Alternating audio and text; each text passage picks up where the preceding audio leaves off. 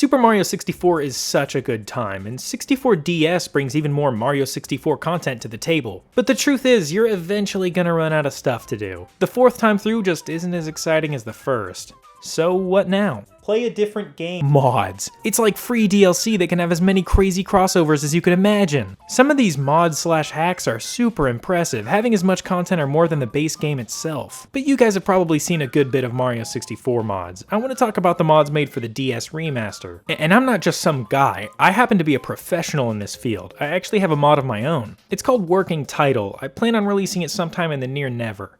In my mod, Twilight House from Mario Kart DS has been overrun by Brain Age's very own Dr. Kawashima. And if you thought that was bad, just wait till you lay your eyes upon the mechanical monstrosity, Thomas the Train Chomp, who guards one of the very few power stars that I added. Who else could possibly save Twilight House from this unsightly evil but Pingu himself off of Pingu's Wonderful Carnival for the Nintendo DS? Jump, punch, and do all of the exact same stuff that Mario does. The odds seem to be against our hero Pingu, but luckily for him, he has a secret weapon. Pingu has forgone his doctor's advice and signed himself into a contractual sponsorship from the fast food corporation McDonald's, giving him an unlimited supply of Egg McMuffins to refresh his lost life points. This took a week to make. I grew up with the DS version of Mario 64, and even though people treat it as lesser, it is by no means a bad version of the original. Sure, the movement being restricted to 8 directions can be pretty rough at times. That's 1/45 of the range that the original had, but I mean, it's not that bad. There's still so much to love about this game, namely the added levels and characters. These additions play perfectly into the air of mystery and discovery that the original game had. But it just wasn't enough. This new content also presents quite the opportunity to modders. There are now 3 unlockable characters with their own abilities and boss fights to unlock them. You might think that the DS being more powerful than the N64 would be another advantage for modders, but the DS isn't more powerful than the N64. That's surprising considering how much better it looks, but that's mostly down to developers getting better at making 3D games as well as the DS having more room for larger textures. So they remade the game on a weaker console. More powerful or not, the idea that you could now mod Mario 64 and show your friends at school had to be pretty dang exciting. Guys, look. Guys? Of course, it took a good while after this game released for modding to even really be possible, and even longer for it to be somewhat accessible. Over time, it became easier for anyone to mod DS games, and today, as long as you have an SD card, installing Homebrew is as easy as 1, 2... I'm sorry, Nintendo.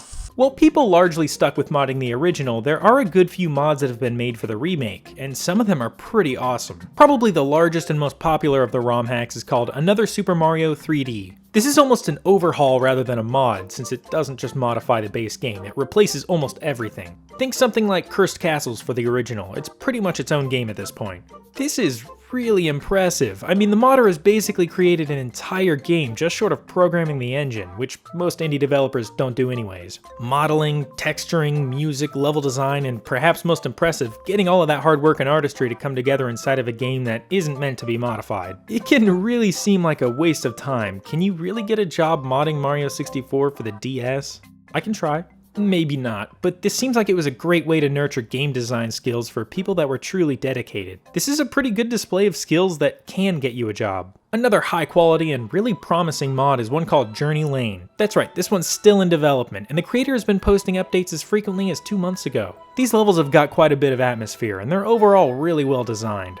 It's pretty strange because I actually feel nostalgic for these levels that I've never played. But that's of course because these levels were made with the love of games that I have played, bringing themes and elements from games I played as a kid and bringing them together into another one of my childhood games. It's really something else. When you feel that nostalgia, it's no wonder why people make mods. When I first played Mario 64 DS, it was so much bigger. There were unlimited possibilities, so much room for imagination. I didn't know a thing about game design. I didn't know what a budget was. I thought this game might actually be infinite. I didn't fully understand that Nintendo made this game, like on computers and stuff. I thought they just found it or something. This Goomba level where you unlock Mario was so much more to me as a kid than just a square with some platforming and a boss. The idea of traversing huge tree stumps in a gloomy forest, the purple haze amplifying the somber atmosphere. Of course, I didn't know about any of those fancy words like atmosphere, but I felt it nonetheless. And obviously other people did too, even if not in the same way. Modding is an opportunity to turn these levels into what you interpreted them as when you first played them. To let your imagination turn the game into what you would like to see it as. Why wouldn't you want to do that? Oh yeah. Sometimes though, the reason to make a mod is much more pragmatic. Maybe it's to do some rebalancing or add a feature that the creator thinks ought to be in the game. Take SM64DS Online for example. The purpose of this mod is to allow you to play through the story of 64DS alongside friends, with some cool features brought over from the multiplayer modes. I'm not sure how well it works in its current state or if it's still being worked on, but it's certainly a good idea. Another feature that people figured ought to be in this game is Waluigi. Oh, what, did you guys just give up and mod him in? Only a decade into the search and you threw in the towel. There have been plenty of attempts to mod Waluigi into this game, and some of them are pretty well done, giving him unique abilities and everything. It's really cool to see him actually running around in the game. This should hold us over until we find him for real. I know he's out there. There's not much more you can do to show your love for a game than create new content for it, to expand upon its world with your own ideas. I'll always have respect for people willing to put up with frustrating workflows and janky interfaces to make these things happen. It's such a great way to extend a game's lifespan. These mods help make this game feel like it's worth revisiting today. Well, most of them extend its lifespan. I'm pretty sure mine is carcinogenic. So, we learned a little bit about 64DS modding, why people do it, and why I'm no longer allowed to. I don't want to keep you any longer than I have to, but I just want to say thanks for 300 subscribers. I could do a video explaining the name changes and giving thanks and stuff, but I don't want to lose the momentum I have going right now, so I'll just say it here.